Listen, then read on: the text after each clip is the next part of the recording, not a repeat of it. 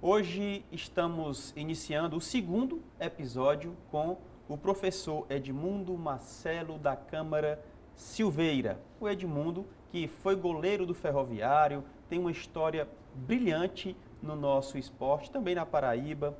E hoje vamos falar sobre a segunda fase, por assim dizer, da sua vida no futebol. Satisfação recebê-lo mais uma vez, professor. É sempre muito bem-vindo os craques e os maestros da bola estarem por aqui. Primeiro, eu me sinto muito orgulhoso de você me colocar como maestro da bola. Essa palavra maestro não é para qualquer um, viu? Quando você traz as pessoas para cá, eu digo assim, a gente tem que ver aquelas pessoas que ali estão, que realmente têm uma história maravilhosa e que tem, né, de uma certa forma, foi ídolo em algum momento da sua vida. E ser ídolo não é simples. Eu mesmo questiono quando, às vezes, um atleta, já encaminhando aqui, uma visão que eu tenho em relação a isso, um atleta, ele reclama que ali na arquibancada, 5, 6 pessoas xingaram ele, disseram tanta coisa que não devia, e ele se magoa, se chateia com isso. Só que no estádio tinha 50 mil pessoas e 49.998 estavam batendo palma e elogiando ele. Aí ele vai ligar para 10, 12 que vai xingar. Quer dizer, olha a visão que você tem que ter, né, em relação, principalmente quando você é ídolo, né, Verdade, cara? verdade. Então essas coisas você tem que enxergar que a maioria, e sempre foi dito isso, né, a maioria que ganha, né? Então a maioria que me interessa, esse 2 ou 3. Olhar só pelo lado negativo não é legal, Só né? negativo. Professor Edmundo como técnico. Já começou como técnico ou como foi? Não, veja só o seguinte, como eu larguei com 28 anos, passei um ano, 12 meses praticamente sem fazer nada no futebol. Tentei resgatar uma outra maneira de vida. Que eu fiquei tão decepcionado, como antes tinha contado, que eu fui vender carné de Silvio Santos, eu fui vender algumas coisas como vendedor, que eu sou péssimo, né? Mas eu fui fazer. Por quê? Porque eu já tinha uma esposa e já tinha filho. Então eu precisava sustentar a minha família. E no futebol eu já estava ali com a decepção muito grande do ocorrido, né?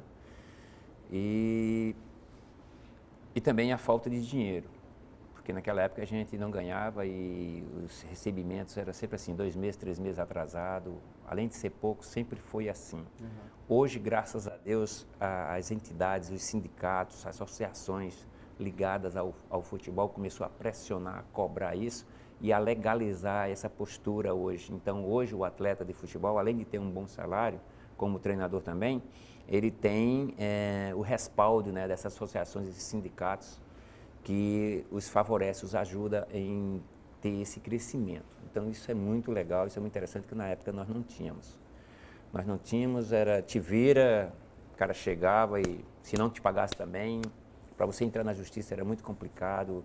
Você não tinha nem recurso, nem entendimento sobre isso, você nem ia atrás dessas coisas. Eram raros acontecimentos relacionados a isso. Então, tudo isso fez com que eu fosse atrás de ser vendedor, coisa que eu não sabia fazer e não tinha nem ideia. É o pós, né? Geralmente o jogador até hoje vive esse drama, né? Que ele não aprendeu quase nada e quando ele vai ser uma pessoa que não serve mais para jogar futebol, ele termina sendo uma pessoa que fica sem saber o que fazer. E na tua situação, com 28 anos, né, cara? E sofre muito. Com 28 anos naquela época. Muito novo. Aí o que acontece? Eu inventei de fazer uma escola de futebol. Já pensou, cara? Edmundo, mas quando foi isso? Em 83, 84. Fazia uma escola de futebol. Naquela época, ex-atleta de futebol fazia isso. Veja os nomes das pessoas que antes dirigiam as bases do Fortaleza, do Ceará, ou outras qualquer escola que tivesse futebol, ou seja, no subúrbio. Você não via ex-atleta, ainda mais jovem como eu. E eu fui e inventei de fazer isso, cara. Aí chamei a chamada EAF, Escola, Educação e Arte do Futebol.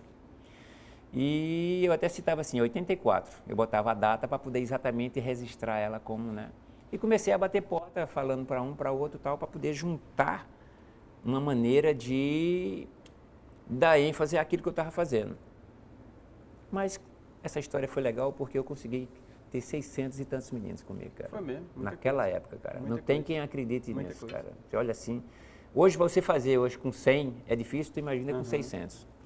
E todo mundo, as crianças todas se admiravam e, pô, eu na época, bem pra caramba. Aí, o que é que eu tinha que pagar para ter esse espaço? Era o campo do time, o cara me chamou para jogar no time dele e me cedeu o campo e dizia assim, ó, o que você precisar de material, isso no subúrbio, cara, lá no bairro do Henrique Jorge, no time chamado Tocantins Atlético Clube. Então eu fui. Cheguei lá, comecei a fazer as minhas ideias de desenvolver talentos, né, de treinar os meninos e tal, né, e a empolgação das crianças. Tá louco, rapaz. Os caras começaram a pá, por isso que eu disse, chegou a 600. Aí eu criei competições entre eles, interna. Era raro os amistosos que eu fazia fora com as equipes, né, com outras equipes. E daí fui criando. Aí surgiu o problema de o time que Tocantins Atlético Clube, eles disputavam o campeonato cearense, como esses times de subúrbio, né, que disputam o campeonato cearense, que tem a legalização, até hoje ainda tem. Tocantins não existe mais. Mas ele me deu a oportunidade, mas se tu não quer ser treinador ou não da nossa equipe, olha só como as coisas vão andando, né? Aí eu fazia a escola, eu já não era mais vendedor. Sim. Eu estava fazendo aquilo que eu gostava, né? Sem aprendizado, sem conhecimento de nada, a não ser a prática de ter vivido o futebol. Era um homem organizado, estruturado, assim, de cabeça, né? Era um cara que já tinha um certo nível, né? Já tinha passado Eu tinha passado no vestibular em 79, eu passei no vestibular na Unifor para Educação Física, mas não cursei. Por quê? Como eu contei para você a história, todos os anos era cidade vem, campeonato brasileiro e tal. Então a gente não tinha tempo mesmo para estudar, era complicado. Aí eu fiz a criação da EAF, e a EAF tornou-se um alimentador ao Tocantins de talentos. E daí o Tocantins começou a ser aquele time que entre 20 que disputavam o campeonato, era o 18º, 19º, passou a ser o terceiro, o quarto, o quinto. Só perdia para Ceará, Fortaleza, Ferroviário, e quando o Tiradentes estava bem, então... Então começou todo mundo assim, porra, caramba, é de mundo lá e tal. Aí fiz amizade com o Jurandir Branco, cara, porra, meu parceiro, meu amigo, me ajudou muito. A maneira dele ser me educava e me instruir muito, ele tinha muita admiração comigo. O Nojosa, outro grande homem também da base da época, né? O Coca-Cola, né, que foi, além de ter sido meu treinador, ter sido alguém dentro do Ferroviário que me ajudou, que era parceiro também, amigo também, que eu fiz grande amigo. Quando ele ia para a base do Ferroviário, eu estava lá na base do Tocantins, entendeu? Então, quer dizer, eu comecei o Eider, então são alguns nomes, né, o Alexandre, e eu vou me lembrando aí os nomes, e foi formando, e eu, garotão, no meio desses caras. Só que acontece o seguinte, eu cheguei a ser acho que foi o terceiro, foi o quarto do Campeonato Cearense Sub-20, cara. Pô, cara, no time de subúrbio, quarto colocado. Aí pronto, aí o Ferroviário me chamou de volta. Digo, puxa vida, fui pro Ferroviário. E no Ferroviário lá eu fui ter excelentes atletas, comecei a ter uma certa condição, uma certa estrutura.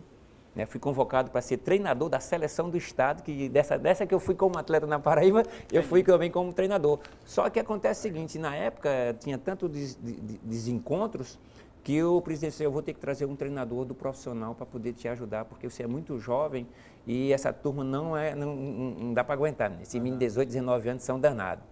Aí veio o professor Monteiro da Silva, né, que foi árbitro, né, e era sargento, tenente da polícia, e veio para dar uma moral. Aí formou-se uma comissão técnica ali, o Mário Léo era o coordenador, tal, e formamos esse trabalho e graças a Deus, em 13 jogos só perdemos um jogo. Cara. Olha só, rapaz. Eu fiz a convocação, geralmente é quem fazia os treinos, aí junto com o Monteiro da Silva ia lá e impõe a condição moral dele, a força dele. A seleção do Estado. A seleção do Estado. Infelizmente fomos eliminados e o Pernambuco foi quem seguiu, o Pernambuco foi quem foi para a decisão lá foi o terceiro colocado.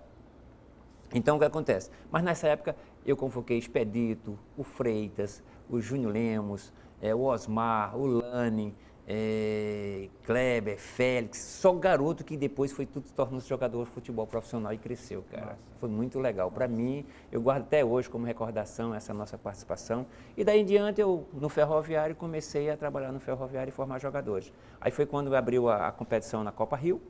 Já fomos para o Sub-17 lá na Copa Rio, o Ferroviário nunca tinha saído de casa. Acho que até hoje nunca saiu, só saiu quando eu estava lá mesmo. Aí nós fomos em 91, 92 e 94. Aí nessa época, Mário Jardel, que era meu atleta, o Marco Manso, Adriano Félix, Claudemésio, e outros nomes agora menos falados, aí o Cantarelli, deixa eu ver outros nomes. Todos se revelaram como grandes jogadores do futebol mundial, né, que a gente pode nem falar hoje. Só o Cantarelli que não foi, porque não quis. o Vasco, o Flamengo, todo mundo querendo, e ele, eu vou ficar aqui, porque aqui não sei o que e tal. Eu conheço a história de perto, não dá para contar não, porque é muito longa, mas todo mundo fala que foi outras coisas que não tem nada a ver, não, mas não tem, eu conversei com ele tinha 16 anos, Cantarelli, jogava no próximo profissional do Ferroviário. Aí depois veio o Rutênio, aí veio o Yarley, veio, e foi indo, sabe, vai crescendo, esses nomes foram aparecendo, aí o Mota. A história do Mota é interessante, né? Que eu não sei nem se ele sabe muito isso, como a do Yarley também, mas eu fazia uma defesa desses caras, rapaz.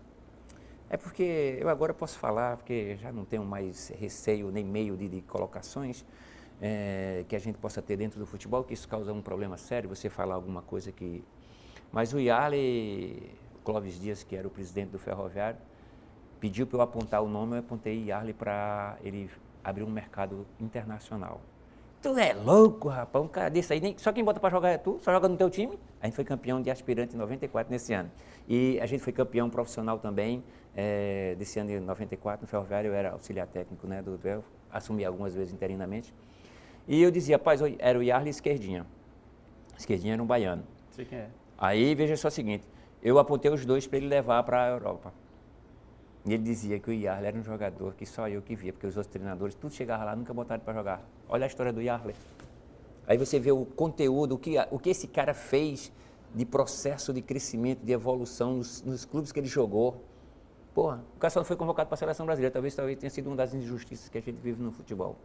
E o Esquerdinha, como não quis ir de forma nenhuma, na época ele estava noivo e tal, e a família não terminou não indo, também não cresceu com futebol e terminou jogando só. Mas era para mim, e foi para mim um dos caras maravilhosos. Foi até artilheiro do aspirante, o Esquerda. Ganhamos de 3-0 na decisão do Ceará, 3 gols do Esquerdinha, para tu ver se o cara era bom ou não era. Entendeu? Então são algumas coisas. O Yarley era um jogador que jogava no meio, pela ponta e no meio, né? Era um jogador que eu mexia muito com ele, Então, foi surgindo alguns jogadores que depois ficou histórico. Não somente ele, porque eu, quando saí do futebol cearense, eu fui para o futebol paulista. Cheguei no futebol paulista, eu levei o Márcio Mossoró aqui, que era visto como ninguém. O cara até hoje não, que ele já parou, agora parou esse ano foi o ano passado, no futebol. Mas ele passou 10 anos, 12 anos na vida dele na Europa. Quer dizer, o cara passou de um jogador lá de Mossoró, jogador que ninguém queria, eu levei para São Paulo. Como aconteceu com o Pablo aqui também, que estava no Ferroviário, levei para o Ceará. Ele dizia assim, professor, o senhor me tirou do inferno e trouxe aqui para o céu, que aqui é bom demais, aqui tem... Porque nessa época, eu no Ceará, quando eu fui contratado pelo Evandro Leitão, em 2009, o Ceará vivia um ambiente de 5, 6 anos que não ganhava nada na base, os caras nem disputavam, os caras não tinham nem interesse. E de repente eu vim e fiz uma reforma, e nessa reforma eu fui trazer nomes e aí fomos para Taça São Paulo, fomos para Brasileiro no Rio Grande do Sul, disputei o título e ganhei, fui campeão cearense pelo Ceará, que o Ceará fazia 5, 6 anos que não ganhava título cearense, né? Depois a gente começou a ser cotado. Hoje, alguns meninos do futebol cearense que você vê disputando por aí, lá de fora, e que é cearense, passou por mim, cara. Diego Silva, hoje está na Arábia Saudita.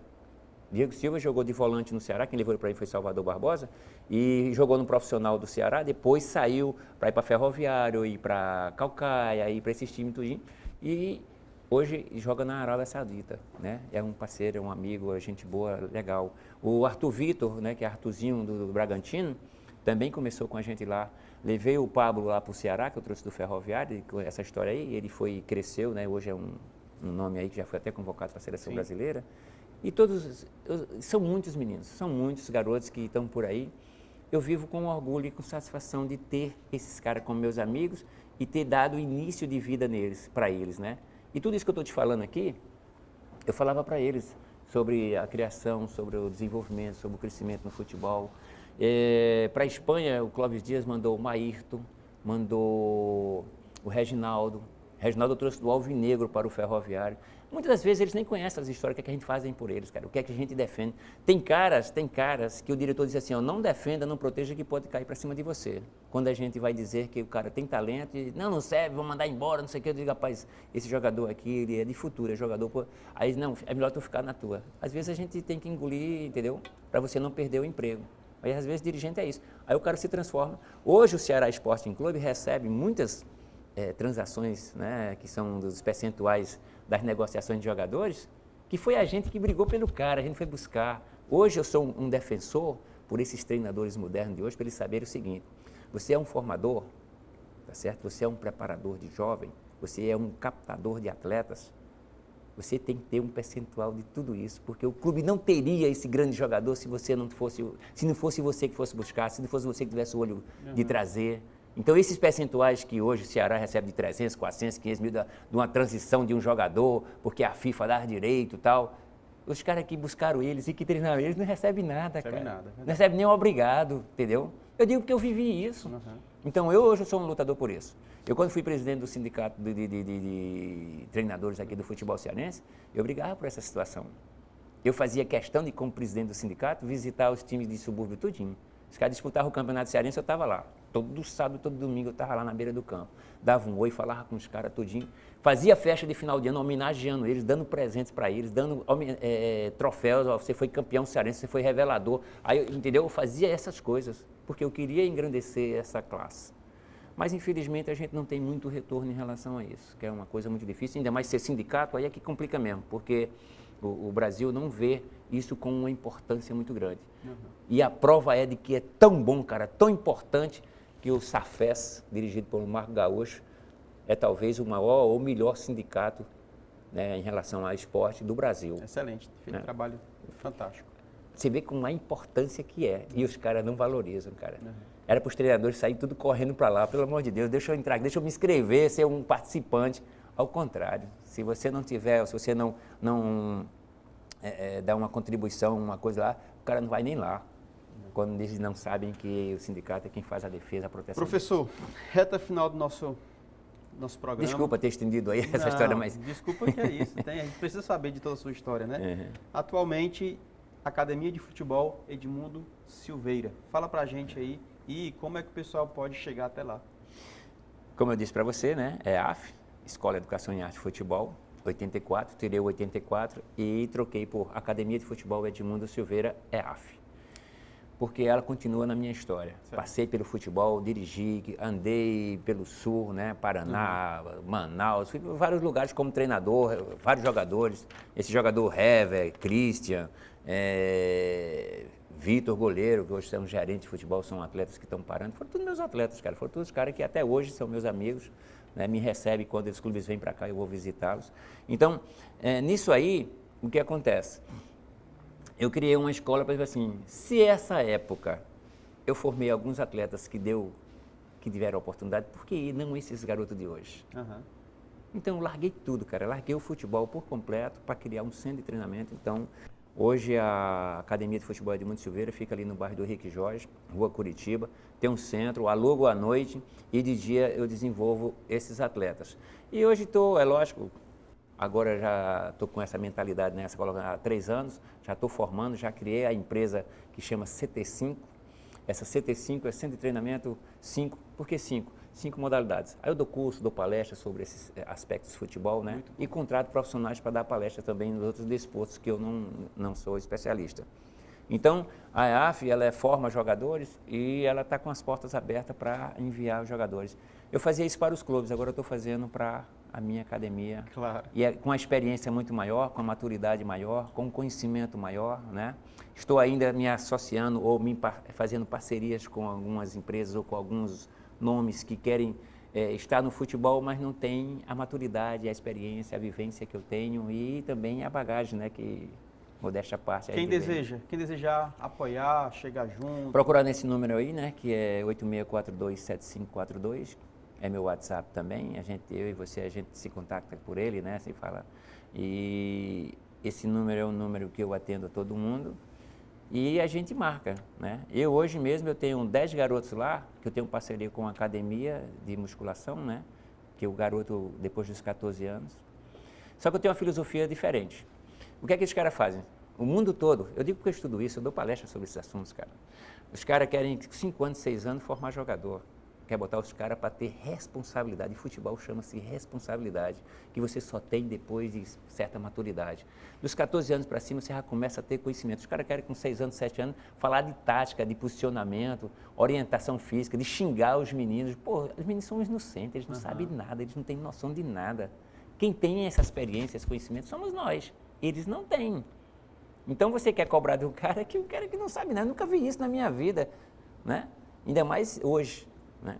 E existe uma coisa, Paulo, que é muito complicado hoje, é a convivência com a velocidade que as coisas estão seguindo.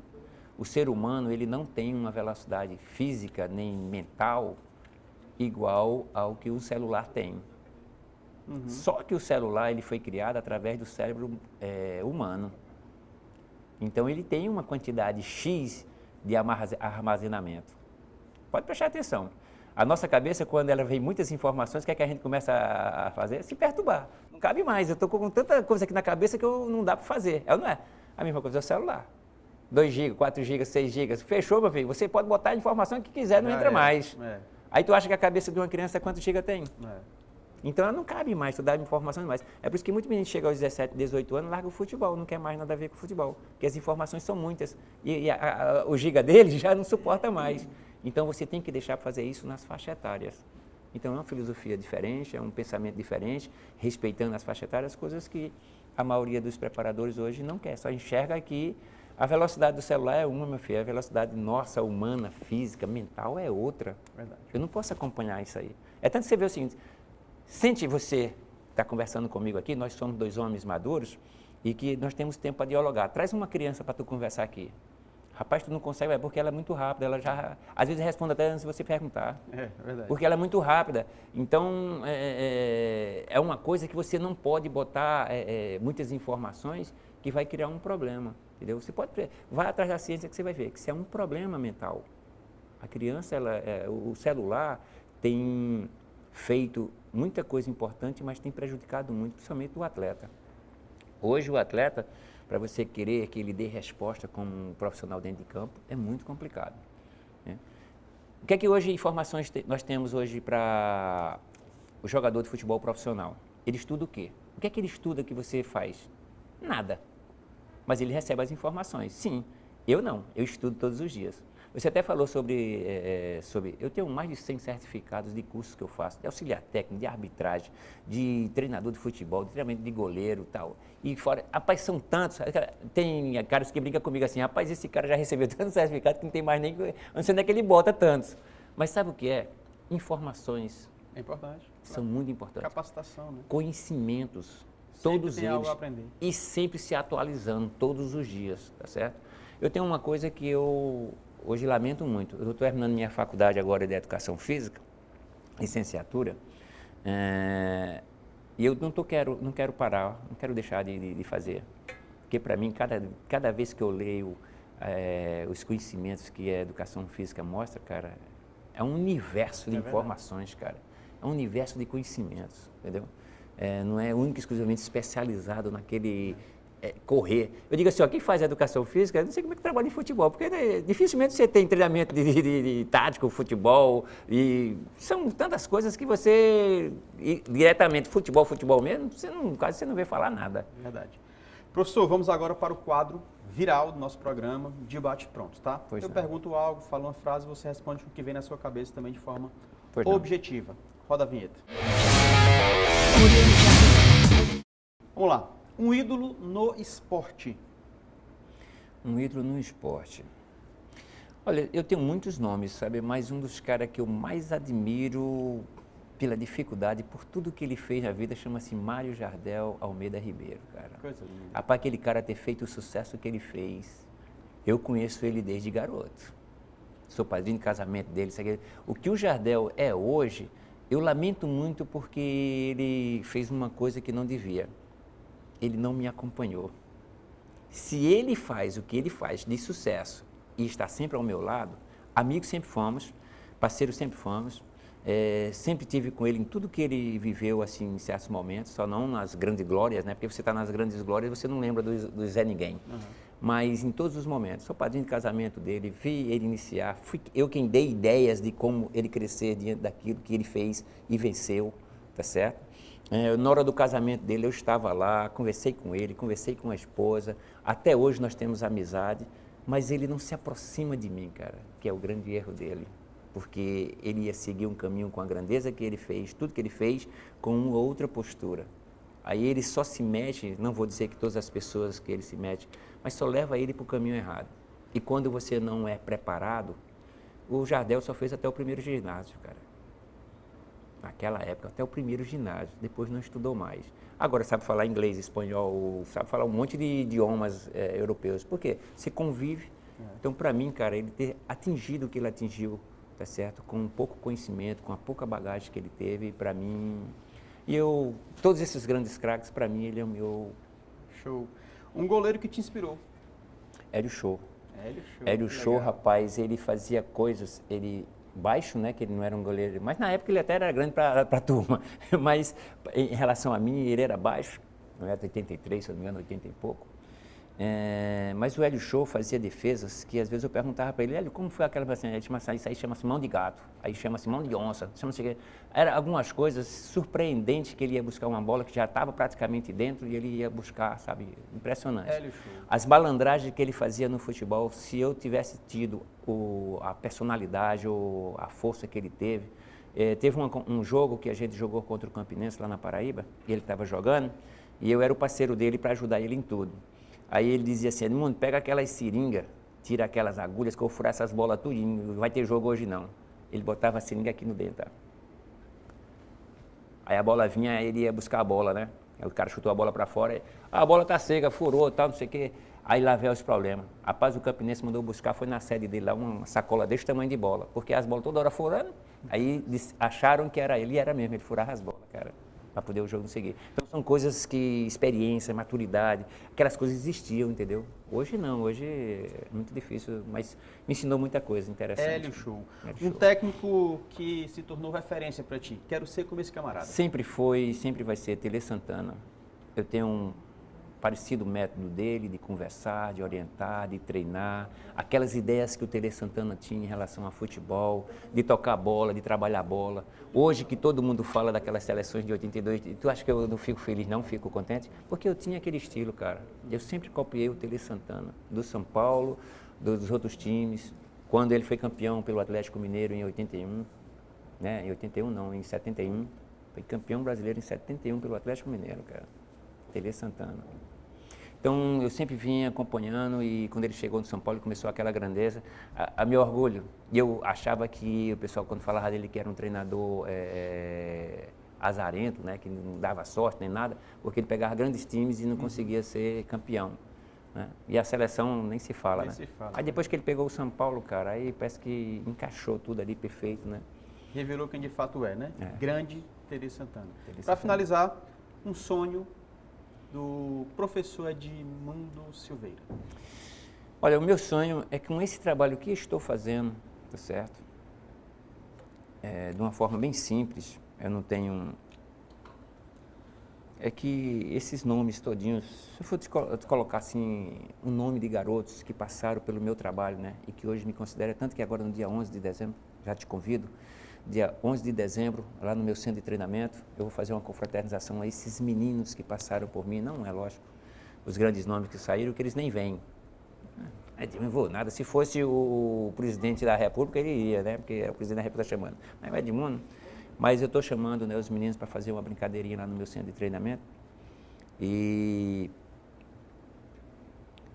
desses garotos que eu lá estou trabalhando agora, eles se tornassem um grande craque desse também, cara. Legal. Para mim seria um orgulho, porque eu dependi dos clubes, eu fiz tudo que eu fiz nos clubes. Hoje eu estou fazendo no meu centro de treinamento, estou fazendo para nós, né? Aí eu queria, assim, antes de morrer, ver um garotinho desse que saiu dali, começou comigo e tal, aí foi para os clubes e de repente se tornar um grande craque, como foi o Mota, o Yale, o Jardel, o Márcio Mossoró, o Diego, o Maxwell, que também está na Europa, o Pablo, Marco Manso, Adriano Félix, Claudemésio. São tantos caras, muito me passaram, cara, que... Mas é bom lembrar deles, né? O Christian, o Heber, os que estão no Sul. Tem deles que estavam lá no Paraná, eu dirigi o Londrina, e lá no Londrina, os caras diziam assim, professor, é o seguinte, a gente vai disputar a Taça São Paulo, mas o que a gente tem saiu. Eu olhava lá, não tinha nada, cara, não tinha nem como treinar. E eu, sem conhecer nada na região, que fazia um time, e a gente passava de fase. Eu disse, como é que esse cara, porra, não tem nem um mês, passou de fase, que diabo é isso? Graças a Deus, sabe? Eu tive no Paulista de Jundiaí, é onde a gente passou no Campeonato Paulista, jogando contra Palmeiras, Corinthians, Santos, Palmeiras, Ponte Preta, Guarani, 20 jogos sem perder, cara. Os caras ficavam doidos, os caras diziam, caramba, esse cara... Mas sabe o que é? É lealdade, é segurança, é confiança, fazer com que os meninos acreditem em você, entendeu? Saber que tem um cara ali que é como o Vojvoda aqui, eu parabenizo ele, porque os jogadores do Fortaleza acreditam nele, cara, vê nele com grandeza, sabe? Os caras lutam, mesmo que o Fortaleza tenha ou não dificuldades, ele faz o time ser competitivo, aguerrido, sabe? É impressionante. Até me admirei ele ter jogado mal esse jogo agora. Ok, mestre, muito obrigado por participar com a gente. Findou o nosso horário, extrapolou o nosso horário, mas satisfação em te receber aqui no Maestro da Bola. Eu te peço desculpa por isso, né? Mas é que o futebol tem tanta história que se nós formos contar, por exemplo, assim, se eu não me engano, são 4 ou 5 livros que tem me apontando, me colocando como, né? E algumas placas que eu recebo isso desde São Paulo já recebi alguns documentos que os municípios me convidam, né? E dizem assim, não, pela honraria e pela forma como você chegou aqui, você fez. Então isso, rapaz, é o orgulho que a gente tem. Certeza. É a satisfação de Sempre. ter feito um trabalho. Aí dinheiro não vi, mas essas coisas é história, isso a gente leva junto com a gente, tá? Então é uma satisfação muito grande ter passado pelo Maestro da Bola e ser chamado de maestros, cara, é estar no meio onde grandes nomes, isso é muito legal, isso é muito importante. Agradeço e desejo um bom dia, felicidades a todos vocês. Valeu, povo, muito obrigado e até a próxima, se Deus quiser.